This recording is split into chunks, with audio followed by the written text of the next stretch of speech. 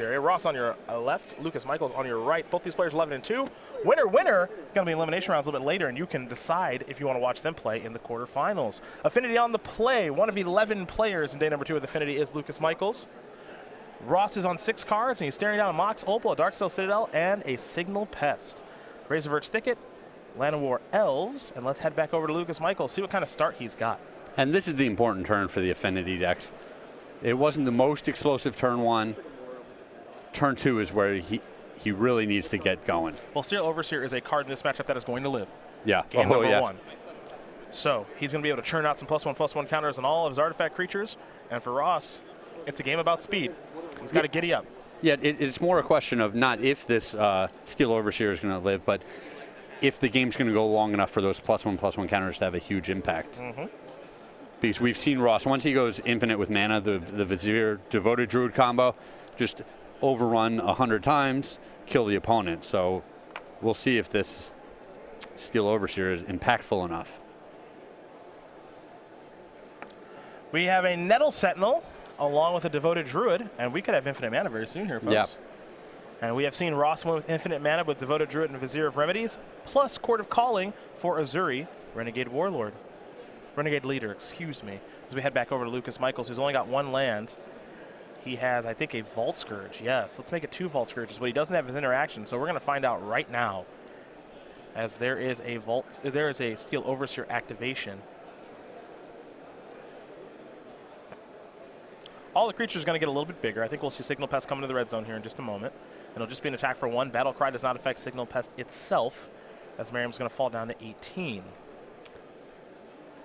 Ross will untap. He has a Westvale Abbey in hand. Don't know if he has a Chord or a Company or any way to generate infinite mana just yet.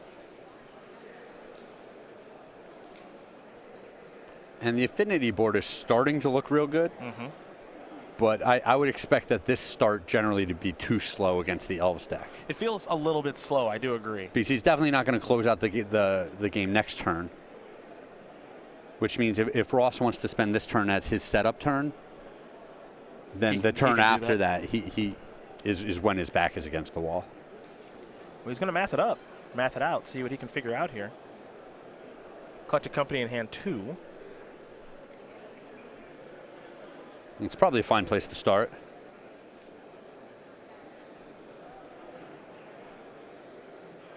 Nettle Sentinel feel a little frisky? Oh, yeah. I love it. Get in those 2 points of damage while you can. Sure, I'll trade this. Yeah. Here comes 4 mana. Here is Collected Company. Untap there. Top 6. Elvish Archdruid. Darwin's Elite in there as well. There's also another Devoted Druid too. So I think Archdruid is the easiest one to take. Yeah. And I would definitely take another Devoted Druid. This feels like a game where he's going to have to quote, go infinite to win. His opponent's about to gain a bunch of life with these 2/2 lifelinkers that are about to turn into 3/3 lifelinkers. His life total is definitely going to be pressured, his meaning Ross's. And so, you know, I think Ross is going to have to go infinite here. You can't just go wide and just try to race with some slightly pumped up Elves. Devoted Druid may be untapping here, and he'll untap twice for 2 green mana. And now he's going to play a Darwin's Elite and a Windswept Heath. So he's going to sandbag the Westvale Abbey, which he does have the ability to go active with next turn if he'd like. Now, I'd be surprised if Lucas Michaels can win the game next turn, but I do think he can hit pretty hard next turn, especially if he draws a land or a Mox Opal for his Cranial Plating. So we'll head back to the Affinity player. Got the 1 lander with a Mox Opal, so his hand was basically 2 lands and things to do with it.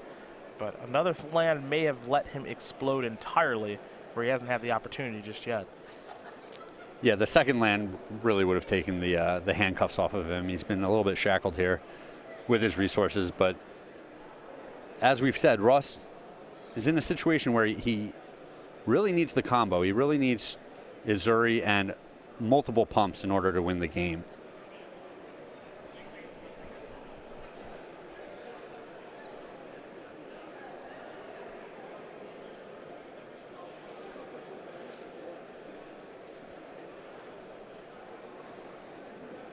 Lucas Michaels thinking a lot here. Obviously don't have a great look at his hand. We know he's got the plating in his hand. He may have another copy of Steel Overseer. He's got some things to be worried about here. That much is obvious. Elves are starting to really build up a nice board. There is Arcbound Ravager. Counter there. All right, he was just doing some math, seeing, hey, can I win this turn? And it's actually going to be pretty close with the Battle Cry and the activation of the Steel Overseer. So here is Steel Overseer's activation. Battle Cry trigger, excuse me, is already resolved. So it's going to be attack for 2, 3, 4, 5, 6, 7, 8, 9, 10.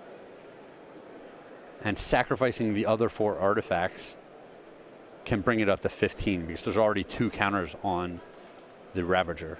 Good eye. I didn't know that affinity math from way back in the day. Yep. Real close. 3 points short. Well, Ross better get the job done this turn. That's what I think. He's not going to sacrifice that fetch land.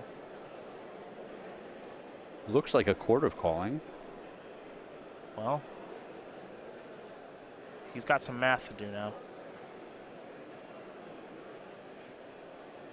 Archdruid can tap for a decent amount.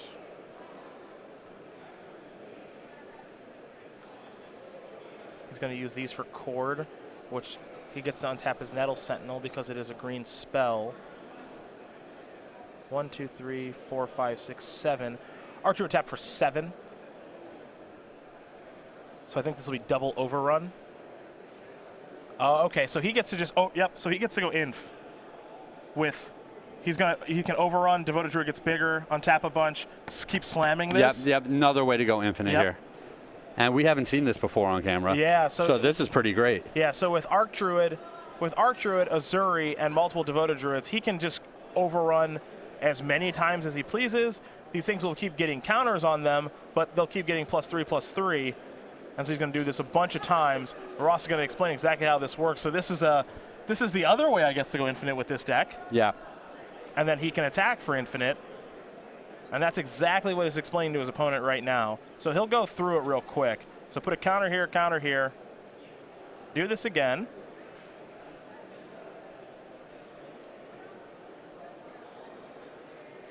And remember, these creatures are getting +3/+3 with the overrun.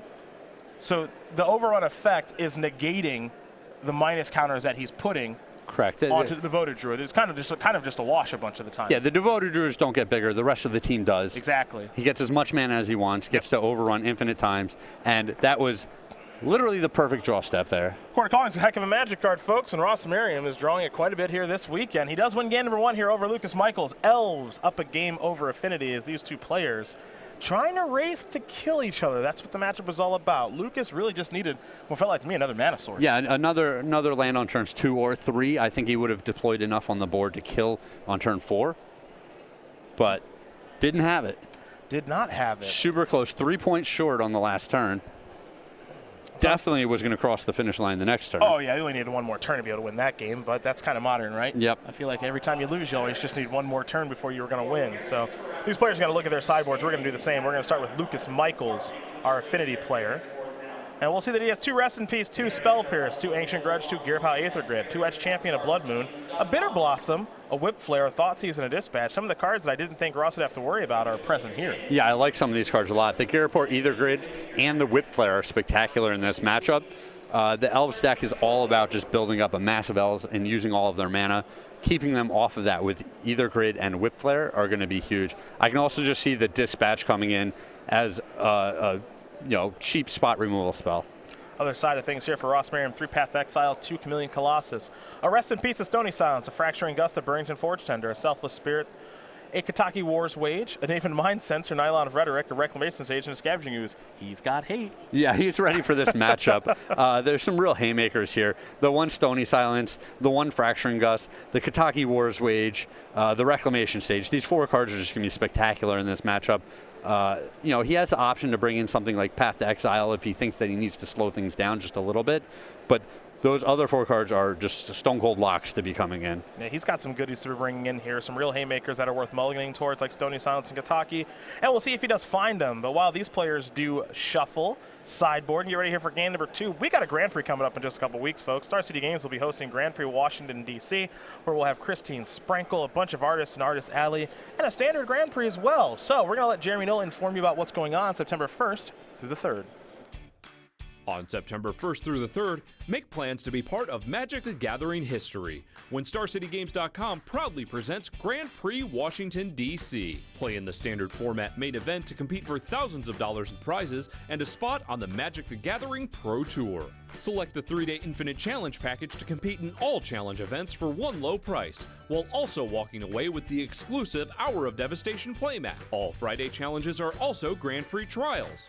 Come out early and compete for buys in the main event and more chances to claim an Hour of Devastation playmat. Prefer 100-card formats? Register for the Ultimate Commander package to play in 4 Commander on-demand events and take home a Commander vs. playmat and Ultimate Guard Boulder deck case.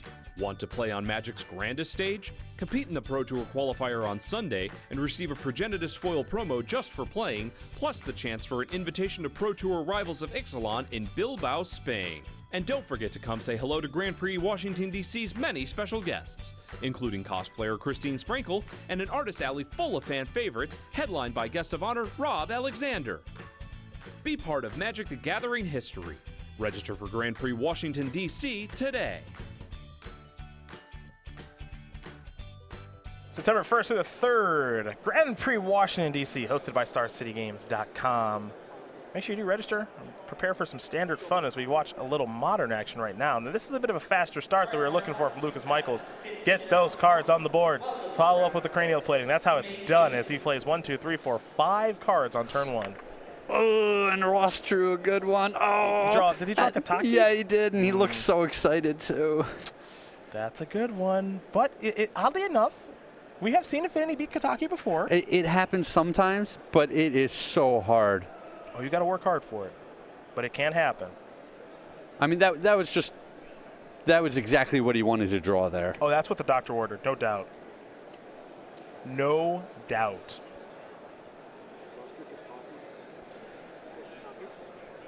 What do we got here for Lucas Michaels? He's tapping 2. Maybe he does have the cranial plating here. He's got another Mox. He's got. He actually has Galblast in hand too. Oh, well, screw Kataki. That's no good now. Well, he's going to get to Kataki once. Okay, all right.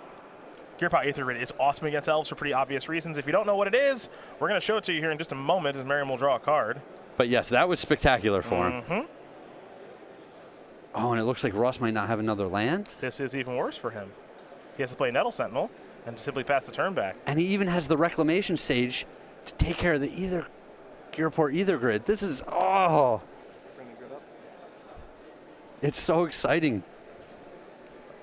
Between Galvanic Blast and the Grid, this is going to be a pretty hard game for Ross to win now, I think, because here's an Ornithopter. For sure it is, but just the fact that he drew all of these cards means there's a chance. Yep. It's close. Tap 2 on tap artifacts you control. Gearpot Aether Grid deals 1 damage to target creature or player. Merriam will draw a card.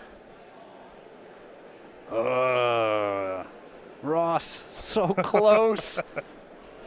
And right now, even if he could play Kataki, he wouldn't want to because he's playing in the face of 2 untapped artifacts. Yep. So he's going to untap. Michaels will draw. And right now, if Michaels were to attack, he'd be attacking for 3 anyway. So I say, let's just chill.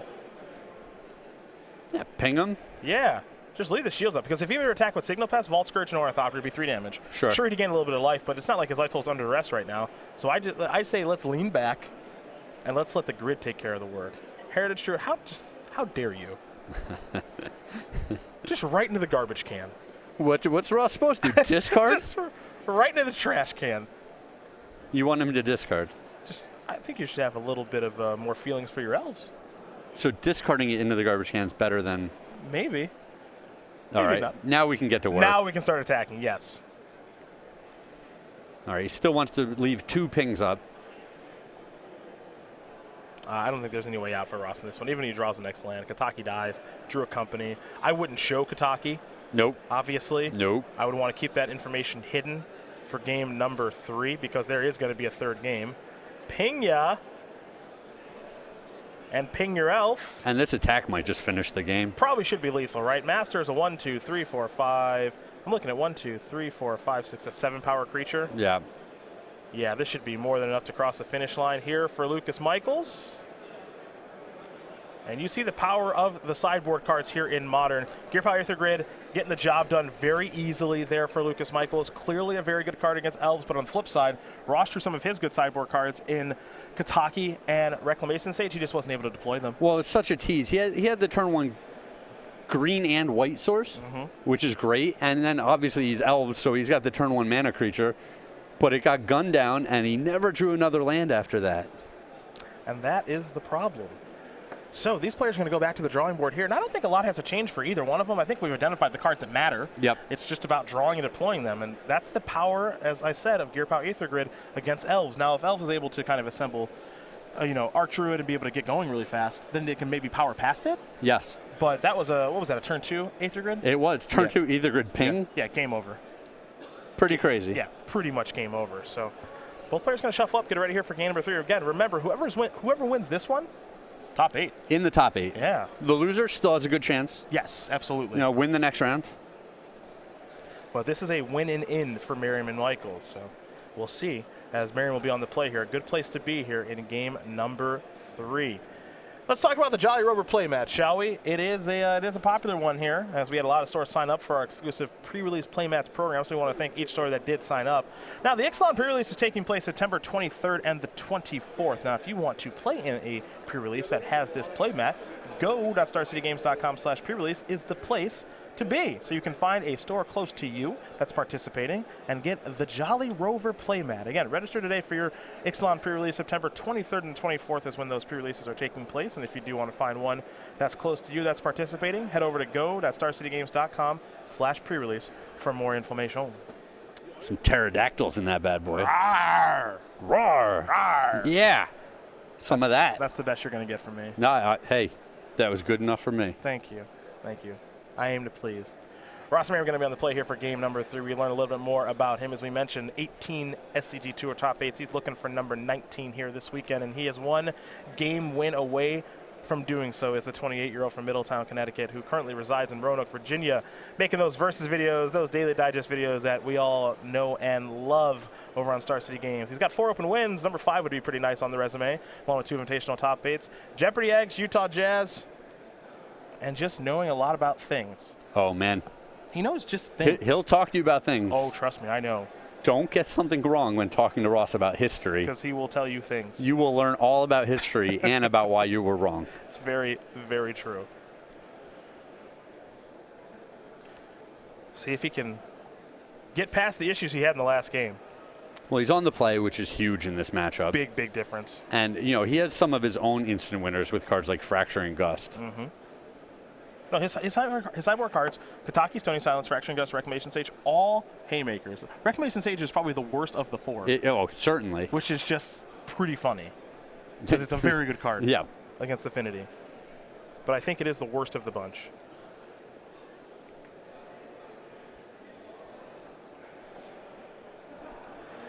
Down to 6 goes Michaels. And Merriam looks happy. Does he? Okay, happy enough. He looks not happy at all. He looks stoic to me. Not happy at all. Not happy at all. Legitimately furious. Well, Ross isn't one to pump his fist in the face of the mulliganing opponent. No, not at all. How about you? Depends on the opponent? I refuse to answer that question. Depends on the opponent. All right. I refuse to answer that question. Actually, I've lost to multiple mulligan. I've lost to opponents who have mulliganed to 4 multiple times. So I don't ever pump the fist until the match is over. You just are not. That's actually just true. Yeah, you're not a very good magician. Yeah? That's why I'm in here. Wait, that implies that I'm not a very good magician. Yeah, absolutely it does. That's why I'm hanging out over here. You don't have to be so honest. Well, you started it. I did. Yeah, you did this whole thing. Man. Backed myself into a corner, and then you just wouldn't lie to me to protect my feelings. Started in the corner, now we're here. Is that how the lyric goes? I'm not hip. I'm not up to speed. Yeah, I don't know what you're talking about. I think it's a Drake song, but that's probably not right either. I have no idea. We're underway. Wait, Drakes have songs now? Yes, they do.